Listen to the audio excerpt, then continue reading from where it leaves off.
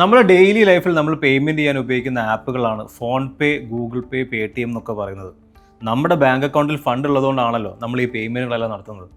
ഇനി നമ്മുടെ കയ്യിൽ ഫണ്ട് ഇല്ല എന്നാണെങ്കിൽ നമ്മൾ എന്തായിരിക്കും ചെയ്യുന്നുണ്ടാവുക? കടം മേടിക്കുക അല്ലേ? ഈ കടം മേടിക്കുന്നതിൽ നമുക്ക് രണ്ട് തരത്തിലുള്ള ആളുകളെ കാണാൻ സാധിക്കും. അതിൽ ആദ്യത്തെ എന്ന് പറയുന്നത് ഒരു മടിയുമില്ലാതെ നല്ല നീറ്റായിട്ട് നമ്മുടെ ഫ്രണ്ട്സ് ആൻഡ് ഫാമിലിയുടെ ഇടയിൽ കടം മേടിക്കുന്ന ആളുകളെ. ഈ കടം മേടിച്ച പൈസ തിരിച്ചു നൽകുക എന്നുള്ളത് ഓരോരുത്തരുടെ ക്യാരക്ടർ അനുസരിച്ചുണ്ടായിരിക്കും. ഇനി രണ്ടാമത്തത്, കടം മേടിക്കുന്ന ഒരു മോശമായിട്ടുള്ള കാര്യമാണെന്ന് കരുതി ആരോടും പറയാതെ മടിച്ചിരിക്കുന്ന ഒരാളുകൾ. ഞാൻ ഈ പറഞ്ഞ രണ്ടു പേർക്കും ആരെയും ആശ്രയിക്കാതെ കടം മേടിക്കാനുള്ള മാർഗ്ഗമാണ് നമ്മുടെ ബാങ്ക് ഒരുക്കിയിട്ടുള്ള ക്രെഡിറ്റ് കാർഡ് എന്ന് പറയുന്നത്. ഈ ക്രെഡിറ്റ് കാർഡ് എന്ന് പറയുന്നത് ഒരു ഇരുതല മൂർച്ചയുള്ള വാള് പോലെയാണ്. നമ്മൾ വളരെ ഡിസിപ്ലിൻ ആയിട്ട് ഉപയോഗിക്കുകയാണെങ്കിൽ നല്ലൊരു ഫൈനാൻഷ്യൽ ഫ്രണ്ടും, നമ്മൾ വളരെ ഡിസിപ്ലിൻ അല്ലാത്ത രീതിയിൽ ഉപയോഗിക്കുകയാണെങ്കിൽ വലിയൊരു ശത്രുവാകാനുള്ള സാധ്യത ഈ ക്രെഡിറ്റ് കാർഡിന് കൂടുതലാണ്. ഇപ്പോൾ നിങ്ങൾ ആലോചിക്കുന്നുണ്ടാവും, ബാങ്ക് തരുന്ന പണം നമ്മൾ പ്രോപ്പറായിട്ട് തിരിച്ചടക്കുകയാണെങ്കിൽ ഒരു കുഴപ്പമില്ലല്ലോ എന്ന്. അങ്ങനെയാണെങ്കിൽ എങ്ങനെയായിരിക്കും ഇതേപോലുള്ള ക്രെഡിറ്റ് കാർഡ് കമ്പനികൾ വരുമാനം ഉണ്ടാക്കുന്നുണ്ടാവും? ഇതുപോലുള്ള ഫൈനാൻസ് റിലേറ്റഡ് കണ്ടന്റിനായി ഈ ചാനൽ ഇപ്പോൾ തന്നെ സബ്സ്ക്രൈബ് ചെയ്യുക. പ്രധാനമായും ക്രെഡിറ്റ് കാർഡ് കമ്പനികൾ വരുമാനം ഉണ്ടാക്കുന്നത് ഈ 3 രീതിയിലൂടെയാണ്. അതിൽ ആദ്യത്തേത് ഫീസ് ആണ്. ഈ ഫീസിൽ തന്നെ ഏറ്റവും പ്രധാനപ്പെട്ട 3 മെത്തേഡ്സുകൾ നമുക്ക് കാണാം. ഇതിൽ ആദ്യത്തെ എന്ന് പറയുന്നത് ആനുവൽ ഫീസാണ്. നിങ്ങളൊരു ബാങ്കിന്റെ ക്രെഡിറ്റ് കാർഡ് ഉപയോഗിക്കുമ്പോൾ ആ പെർട്ടിക്കുലർ ബാങ്ക് ആനുവലി നിങ്ങൾക്കൊരു മെയിൻ്റെനൻസ് ചാർജ് ഈടാക്കുന്നതായിരിക്കും. ഇനി രണ്ടാമത്തത് ലേറ്റ് പേയ്മെന്റ് ഫീ ആണ്. മന്ത്ലി ആയിരിക്കും ക്രെഡിറ്റ് കാർഡിന്റെ ഡ്യൂ ഡേറ്റ് ഉണ്ടാവുക. ഈ ഡ്യൂ ഡേറ്റ് ശേഷം നിങ്ങളൊരു പേയ്മെന്റ് ചെയ്യുകയാണെങ്കിൽ ആ ഒരു പെർട്ടിക്കുലർ എമൗണ്ടിന് നിങ്ങൾക്കൊരു എക്സ്ട്രാ ചാർജ് നിങ്ങൾ നൽകേണ്ടി വരും. ഇനി മൂന്നാമത് ക്യാഷ് അഡ്വാൻസ് ഫീ ആണ്. ഈ ക്രെഡിറ്റ് കാർഡ് എന്ന് പറയുന്നത് ഒരു ഡിജിറ്റൽ മണിയാണ്.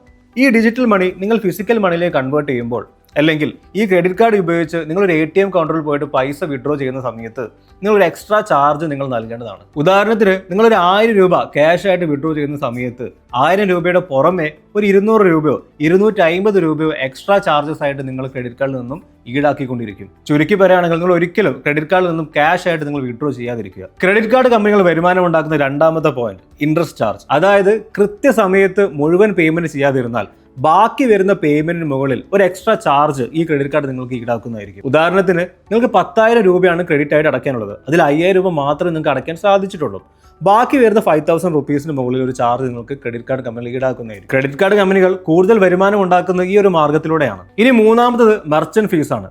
നിങ്ങൾ പെട്രോൾ അടിക്കുമ്പോഴും ഫുഡ് കഴിക്കുമ്പോഴും അതേപോലെ നിങ്ങൾ സൂപ്പർ മാർക്കറ്റ് പോലുള്ള സ്ഥലങ്ങളിൽ കാർഡ് നിങ്ങൾ സ്വൈപ്പ് ചെയ്യുന്ന സമയത്ത് മെർച്ചന്റ് ഫീ എന്ന് പറഞ്ഞ ഒരു 1 to 3% എക്സ്ട്രാ നിങ്ങൾ പേ ചെയ്യേണ്ടതുണ്ട്. പൊതുവേ ആ ഒരു മെർച്ചന്റ് ആണ് ആക്ച്വലി ഈ ഒരു പേയ്മെന്റ് ചെയ്യേണ്ടത്. പക്ഷേ ഇത് നമ്മുടെ ക്രെഡിറ്റ് കാർഡിൽ നിന്നായിരിക്കും പോകുന്നുണ്ടാവുക. ഉദാഹരണത്തിന് നിങ്ങൾ 1000 രൂപയ്ക്ക് പെട്രോൾ അടിക്കുകയാണെങ്കിൽ 1010 രൂപ അല്ലെങ്കിൽ 1005 രൂപ നിങ്ങൾ ക്രെഡിറ്റ് കാർഡിൽ നിന്ന് പോകുന്നത് നിങ്ങൾക്ക് കാണാൻ സാധിക്കും. ഇതിനാണ് നമ്മൾ മെർച്ചന്റ് ഫീ എന്ന് പറയുന്നുണ്ടാവുക. ഒരു മാസത്തേക്ക് ഫ്രീ ആയിട്ട് ഇൻട്രസ്റ്റ് ഒന്നുമില്ലാതെ കിട്ടുന്ന ഒന്നാണ് ക്രെഡിറ്റ് കാർഡ് എന്ന് പറയുന്നത്. പക്ഷെ നമ്മൾ ഒന്ന് വേഗിപ്പിച്ചാൽ ഞാൻ നേരത്തെ പറഞ്ഞ പോലെ തന്നെ വലിയൊരു ഇൻട്രസ്റ്റ് പേയ്മെന്റ് നിങ്ങൾ അടയ്ക്കേണ്ടതായിരിക്കും. ഇവിടെ നിങ്ങളുടെ ഡിസിപ്ലിനും മണി മാനേജ്മെന്റും ഒരുപാട് പങ്കുണ്ട്. നേരത്തെ ഈ പറഞ്ഞ പോലെ തന്നെ ദോഷങ്ങൾ മാത്രമല്ല, ഈ ക്രെഡിറ്റ് കാർഡിന് ഒരുപാട് ബെനിഫിറ്റുകൾ നമുക്കുണ്ട്. ഒട്ടുമിക്ക എല്ലാ എയർപോർട്ടുകളിലും premium lounge access credit card ഉണ്ടെങ്കിൽ നിങ്ങൾക്ക് ഫ്രീ ആയിട്ട് ലഭിക്കുന്നതാണ്. ഇനി രണ്ടാമത്തെ പറഞ്ഞ ഏർണിംഗ് റിവാർഡ് പോയിന്റ് ആണ്. നിങ്ങൾ പ്രോപ്പറായിട്ട് ക്രെഡിറ്റ് കാർഡ് ഉപയോഗിക്കുന്ന ഒരാളാണെങ്കിൽ ഈ ക്രെഡിറ്റ് കാർഡ് കമ്പനികൾ നിങ്ങൾക്ക് ഒരുപാട് റിവാർഡ് പോയിന്റ്സുകൾ നൽകും. ഈ പോയിന്റ്സ് ഉപയോഗിച്ചുകൊണ്ട് തന്നെ ഫിലിം ടിക്കറ്റ്സ്, ട്രെയിൻ ടിക്കറ്റ്, ഇങ്ങനെ ഒരുപാട് കാര്യങ്ങൾ നിങ്ങൾക്ക് ഇതിലൂടെ ചെയ്തെടുക്കാൻ സാധിക്കും. ഇനി മൂന്നാമത്തെ പോയിന്റ് എന്ന് പറഞ്ഞാൽ ക്യാഷ് ബാക്ക് ആണ്. നിങ്ങൾ ഓൺലൈൻ വഴി പർച്ചേസ് നടത്തുമ്പോൾ ക്രെഡിറ്റ് കാർഡ് ഉപയോഗിച്ചിട്ടാണ് നിങ്ങൾ പേയ്മെന്റ് ചെയ്യുന്നതെങ്കിൽ നിങ്ങൾക്ക് അവിടെ ക്യാഷ് ബാക്കോ ഡിസ്കൗണ്ടോ കാണാൻ സാധിക്കും. പക്ഷേ ഇത് നിങ്ങൾ കൂടുതൽ പർച്ചേസ് ചെയ്യാനുള്ള ടെൻഡൻസി കൂട്ടുകയാണ് ക്രെഡിറ്റ് കാർഡ് കമ്പനികൾ ചെയ്തുകൊണ്ടിരിക്കുന്നത്. ഇനി നാലാമത്തെ പോയിന്റ് പറഞ്ഞാൽ സിബിൽ സ്കോർ ആണ്. നിങ്ങൾ പ്രോപ്പറായിട്ട് ക്രെഡിറ്റ് കാർഡ് ഉപയോഗിക്കുകയാണെങ്കിൽ നിങ്ങൾ സിബിൽ സ്കോർ ഹൈ ആയിരിക്കും. സിബിൽ സ്കോർ ഹൈ ആയിട്ടുള്ള ഒരു ഇൻഡിവിജ്വൽ ആണെന്നാണെങ്കിൽ നിങ്ങൾക്ക് ലോണുകൾ വളരെ ലോ ഇൻട്രസ്റ്റിൽ പെട്ടെന്ന് സാങ്ഷൻ ആവാനുള്ള സാധ്യത വളരെ കൂടുതലാണ്. നിങ്ങളുടെ ക്രെഡിറ്റ് കാർഡ് യൂസേജ് ഹെൽത്തി ആണോ എന്ന് അറിയാൻ മെഷർ ചെയ്യുന്ന ഒരു ടൂളാണ് ക്രെഡിറ്റ് റേറ്റിംഗ് എന്ന് പറയുന്നത്. നിങ്ങൾ നല്ല രീതിയിൽ ക്രെഡിറ്റ് കാർഡ് ഉപയോഗിക്കുന്ന ഒരാളാണെങ്കിൽ നിങ്ങൾക്ക് ഗുഡ് ക്രെഡിറ്റ് റേറ്റിംഗ് ആയിരിക്കും ഉണ്ടാവുക. ഇനി നിങ്ങൾ ബാഡ് ആയിട്ട് ഉപയോഗിക്കുകയാണെങ്കിലോ നിങ്ങൾക്ക് ബാഡ് ക്രെഡിറ്റ് റേറ്റിംഗ് ആയിരിക്കും ഉണ്ടാവുക. ക്രെഡിറ്റ് കാർഡ് കമ്പനികൾ ബെനിഫിറ്റ് തരുന്നതോടൊപ്പം തന്നെ നമ്മൾ ട്രാപ്പ് ആക്കാനും അവർ നോക്കുന്നുണ്ട്.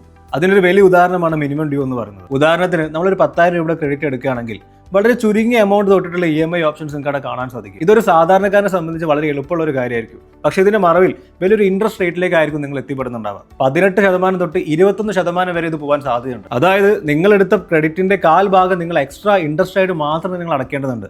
അതുകൊണ്ട് തന്നെ ഇതുപോലുള്ള മിനിമം ഡ്യൂ എമൗണ്ടിലേക്ക് ഒരിക്കലും നിങ്ങൾ പോകാതിരിക്കുക. നിങ്ങളൊരു ക്രെഡിറ്റ് കാർഡ് എടുക്കുന്നതിന് മുൻപ് തന്നെ നിങ്ങൾ ഏത് സ്റ്റൈൽ ഓഫ് യൂസർ ആണെന്നുള്ള കാര്യം ആദ്യം തീരുമാനിക്കണം. എന്നതിന് ശേഷം മാത്രമായിരിക്കണം നിങ്ങൾ ഏജന്റിന്റെ അടുത്തോ അല്ലെങ്കിൽ ബാങ്ക് പോയിട്ട് ഒരു ക്രെഡിറ്റ് കാർഡ് നിങ്ങൾ അപ്ലൈ ചെയ്യേണ്ടത്. നിങ്ങൾ കൂടുതൽ ട്രാവൽ ചെയ്യുന്ന ഒരാളാണെങ്കിൽ ട്രാവൽ ബെനിഫിറ്റ് ഉള്ള ക്രെഡിറ്റ് കാർഡുകൾ ചൂസ് ചെയ്യുക. ഇനി നിങ്ങൾ ഫുഡ് അതുപോലെ ഡെയിലി എക്സ്പെൻസിന് വേണ്ടി മാത്രമാണ് നിങ്ങൾ ക്രെഡിറ്റ് കാർഡ് ഉപയോഗിക്കുന്നതെങ്കിൽ അതിനനുസരിച്ചുള്ള ക്രെഡിറ്റ് കാർഡുകളും ഉണ്ട്. ഇനി അതല്ല, നിങ്ങൾ ഓൺലൈൻ പേർച്ചേസസും ഷോപ്പിംഗുകളാണ് കൂടുതൽ പ്രിഫർ ചെയ്യുന്നുണ്ടെങ്കിൽ അതിനനുസരിച്ചുള്ള ക്രെഡിറ്റ് കാർഡുകളും അവൈലബിൾ ആണ്. അതുകൊണ്ട് തന്നെ നിങ്ങളുടെ യൂസേജും പ്രിഫറൻസും മനസ്സിലാക്കിക്കൊണ്ട് മാത്രമായിരിക്കണം നിങ്ങളൊരു ക്രെഡിറ്റ് കാർഡ് ചൂസ് ചെയ്യേണ്ടത്. അല്ലാത്ത പക്ഷം നിങ്ങൾ എക്സ്പെക്ട് ചെയ്യുന്ന ബെനിഫിറ്റ് നിങ്ങൾക്ക് ലഭിക്കാതെ വരും. വീഡിയോ വൈൻഡപ്പ് ചെയ്യുന്നതിന് മുൻപേ ഒരു ആഡ് ഓൺ പോയിന്റ് കൂടെ ഞാൻ നിങ്ങൾക്ക് പറഞ്ഞുതരാം. നിങ്ങളുടെ മന്ത്ലി സാലറിയിൽ നിന്നും 20% കൂടുതൽ ഒരിക്കലും നിങ്ങൾ ക്രെഡിറ്റ് ആയിട്ട് എടുക്കാതിരിക്കുക.